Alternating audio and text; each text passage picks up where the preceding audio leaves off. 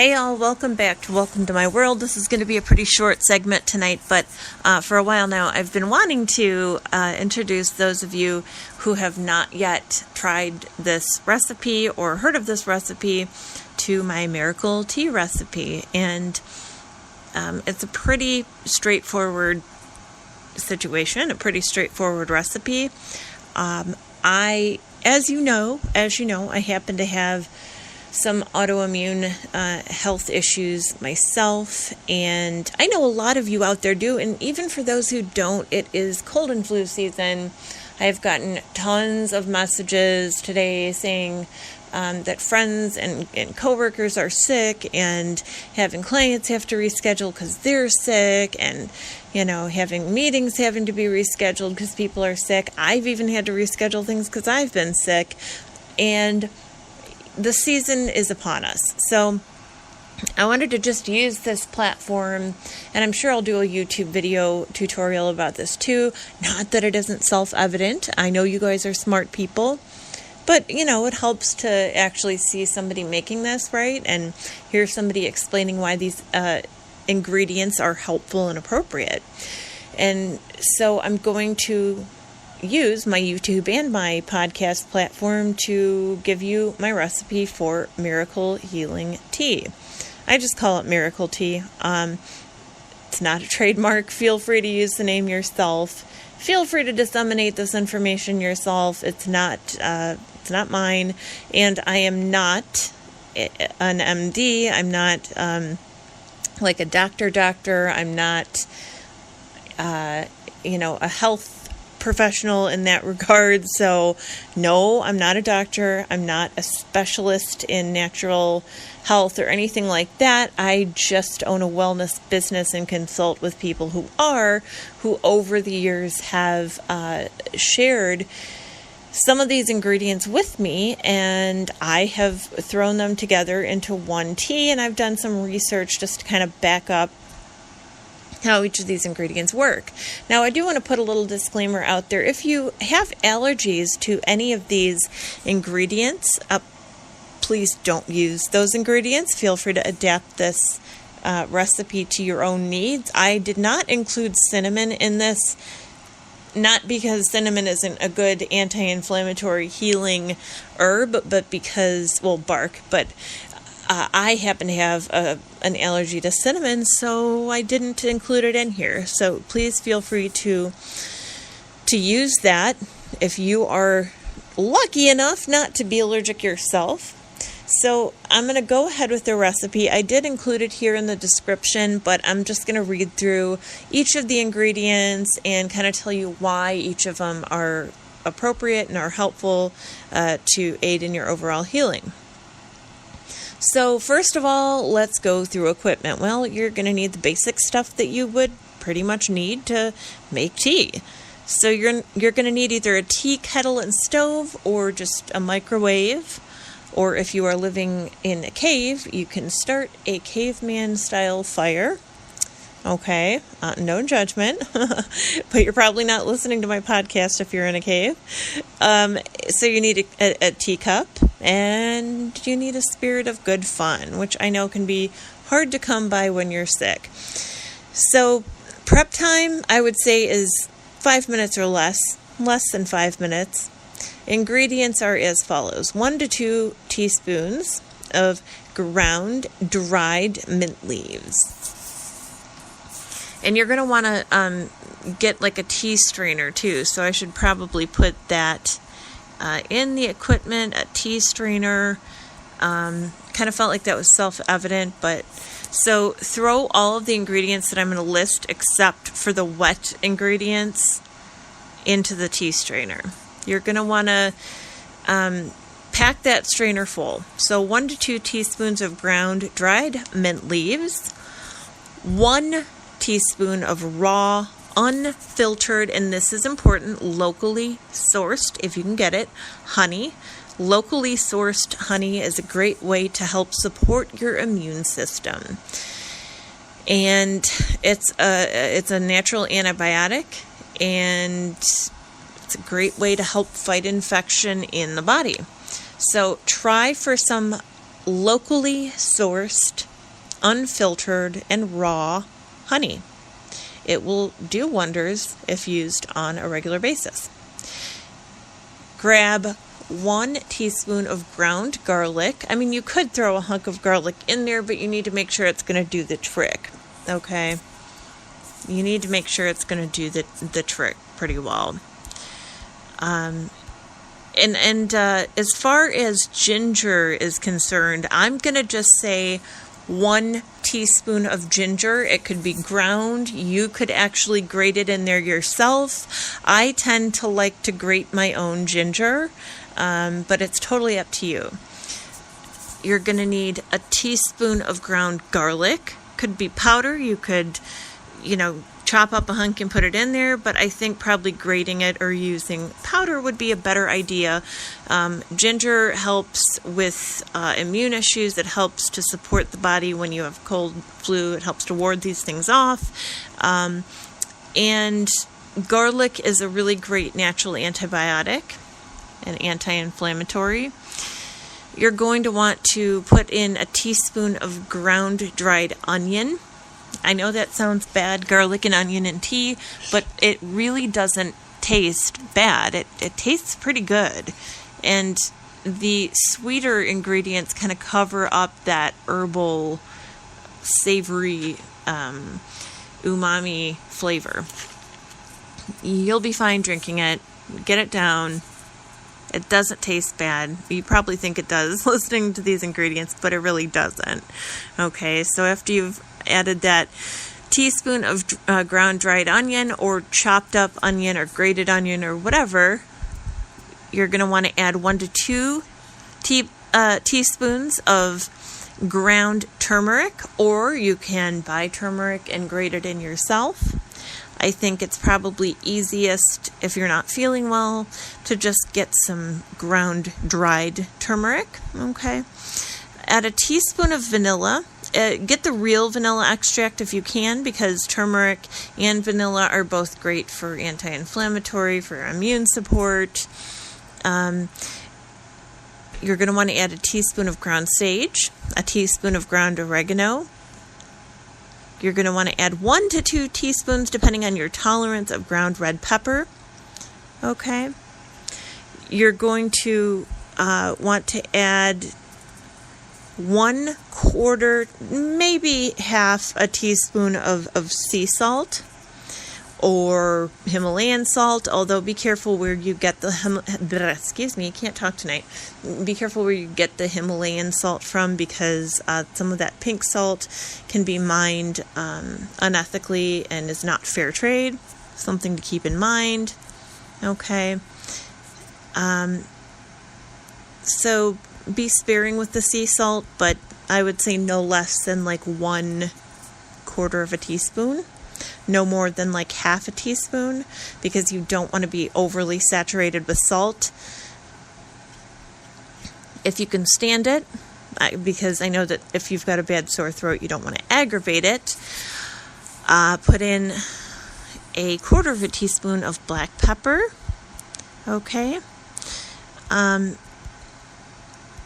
And if you can get your hands on just a lemon and like squeeze maybe 1/4 of a lemon wedge into your tea, great. Otherwise, grab like a tablespoon, that should do it, of lemon extract.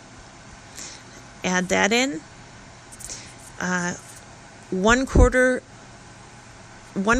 of a tablespoon of black pepper, by the way, will do it as far as pepper is concerned. So don't go overboard with that if you do have a sore throat.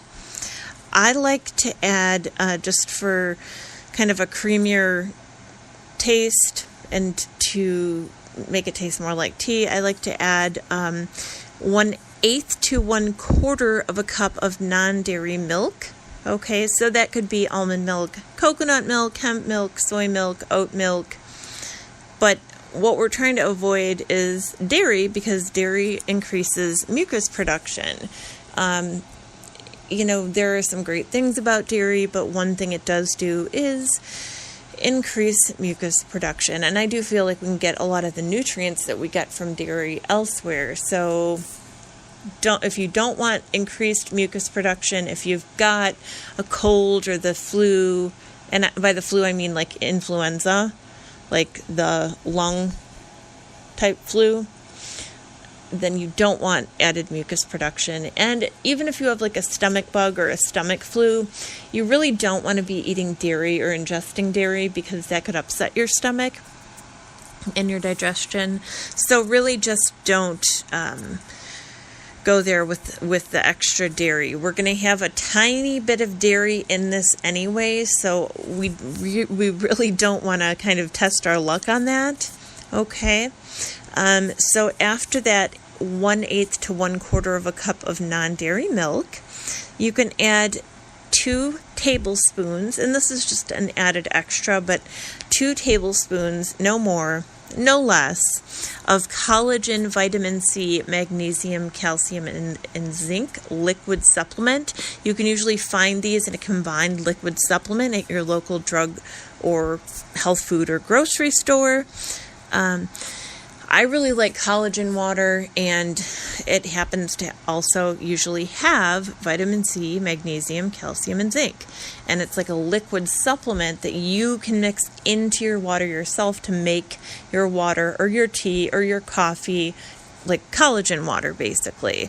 But it has that added extra bonus of having these other wonderful ingredients that will help you to recover from your illness or to stave off illness. Some of the other final ingredients are 1 to 2 teaspoons of apple cider vinegar. That taste really will go away once you've kind of mixed it all in. It should not be a problem taste-wise, as will, as I mentioned, the sort of umami or salty ingredients. So please don't freak out about that or leave these out, because they're really important, especially onion and garlic and turmeric. Okay, don't leave them out. I promise. Just try it. If you hate it, you hate it, but drink it with your nose closed, and I promise you won't hate it. I mean, if you don't like it, okay, understandable, but you're not going to hate it. It really doesn't taste bad. In fact, I enjoy it myself. Okay, so after that 1 to 2 teaspoons of apple cider vinegar, you're going to want to add 1 tablespoon of, you heard it right, butter. Real butter, not the fake stuff, real butter. That's all the dairy you're going to get in this one. And then finally 1 tablespoon of coconut oil. Butter and coconut oil are really good sources of essential fatty acids and will help you in recovering your energy. And yes, this really does matter. Adding these particular ingredients will really, really help you to recover that energy and to have some energy throughout your day. It's a huge deal, especially if you are taking this tea or this coffee, if you will. You can put it in your coffee and make coffee like this. If you're really brave. If you start out the day having this tea or this coffee, it'll really help you to keep your energy throughout the day. Though I do hope you're taking time to rest if you're not feeling well. Okay, so take all of these ingredients, steep them for at least 1 minute. Make sure that the drink is hot, and enjoy. It really does taste just a little bit on the spicy side, but it's not bad. So really don't hesitate to try this because you're worried it's not going to taste good. It'll taste fine. You really can't taste those other ingredients too much. And if you really need to alter the recipe, obviously do so for allergic issues and health issues. If your doctor has suggested that you not ingest any of these things, please obviously follow those instructions. And if you'd like to ask your healthcare provider whether this is safe for you, please feel free. I'm going to leave that up to you. Making any lifestyle alteration, it's always good to kind of run that by your doctor. But, if you've ingested these things before, you should be okay as long as you don't have any restrictions that I am not aware of. One thing that I've had people add that they seem to really like are like chia seeds or cocoa nubs. Obviously, chia seeds are a great addition to like any food or drink, and cocoa nubs are a good add-on. Coconut shreds are a good add-on. So if you're looking for a little bit more, flavor, you can add those things. And if you really have to add like a flavored non-dairy creamer because you just can't stand the taste, feel free. But I think you're going to be fine. I certainly am a very, look, you guys, I'm one of those princess and the pea type people. So if I had this recipe and had tried it and absolutely hated it, you would be the first ones to hear about it. I would be totally honest and forthcoming about that. I just don't feel that's the case. It's very decent. I really quite like it. So don't feel that these ingredients are going to keep you from trying this. Don't let them put you off is what I'm saying. But give it a try. And what I usually do if I'm really, really feeling under the weather, which, let's be honest, with my health does tend to happen now and again, what I try to do is take this 3 to 4 times a day. If you can stomach it, take it 3 to 4 times a day, and you should be totally okay. Is it going to cure you completely? It may not, but it certainly is going to help. Now, one other suggestion that I have, and this came from a friend of mine who does both natural medicine and homeopathic and Chinese medicine, is this. And you can add this to that tea regimen if you so choose. Okay, this sounds really funky, but it works. I have tried it myself and can vouch just personally that it does work very well. Is fill your bathtub up about a quarter of the way full with water that is as hot as you can stand it. In the meantime, while your bathtub is filling, go to your sink, close the drain, fill it with cold water, again, as cold as you can stand. When the bathtub is a quarter to halfway full, and when the sink is full enough of the cold water, get out 2 pairs of socks. 1 pair of socks that fits you very tightly, and 1 pair that's warm or woolen or, big and fluffy and comfy. And you're going to want the big, comfy pair of socks to be a bit bigger, a bit larger, okay? So you want those to be a bit larger on you so that they can come up and really give you some good coverage, okay? What you're going to do is you're going to soak the tight-fitting socks in the cold water in your sink. Leave them in there. Put your feet in your bathtub for at least 5 minutes. I'd say 10 minutes would be perfect.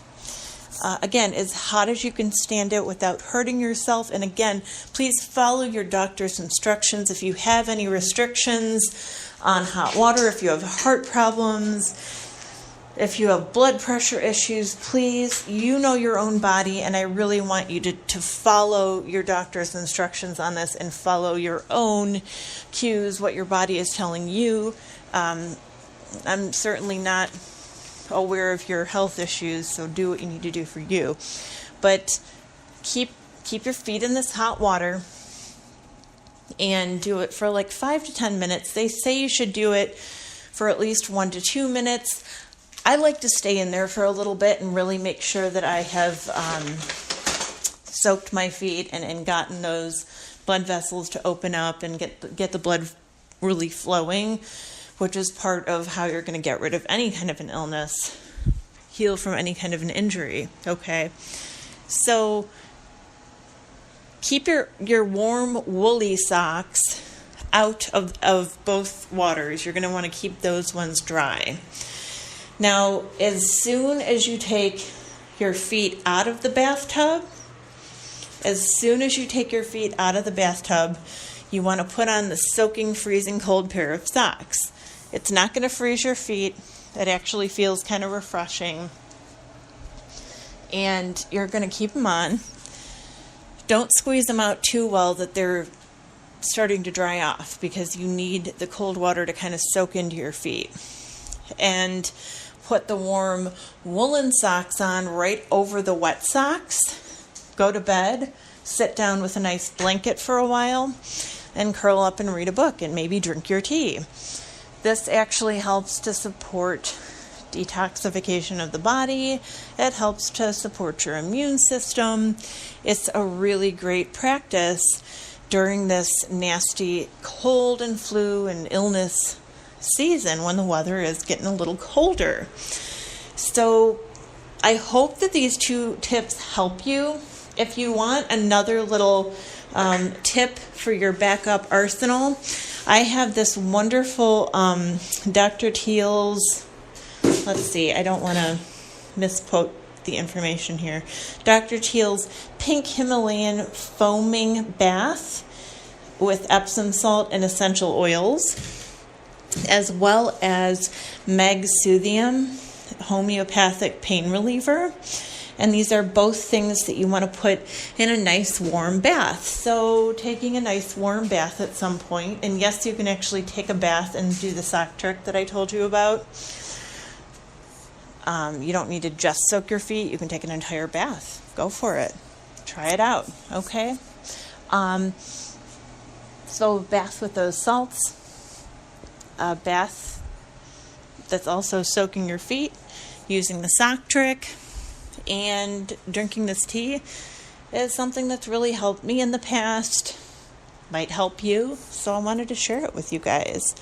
You know what? Take care of yourselves. If you have any questions, feel free to ask. I know these sound like kooky tricks, but you guys know me. If something isn't proven to work, I'm not going to do it. It's as simple as that. So believe me, I did my research before I tried any of this, and it does work, at least for me and many others. So try it yourself, again, following the advice of your healthcare practitioners, and be well. Take care of yourselves. Let me know how it works if you try it. Have a fantastic evening and be in good health.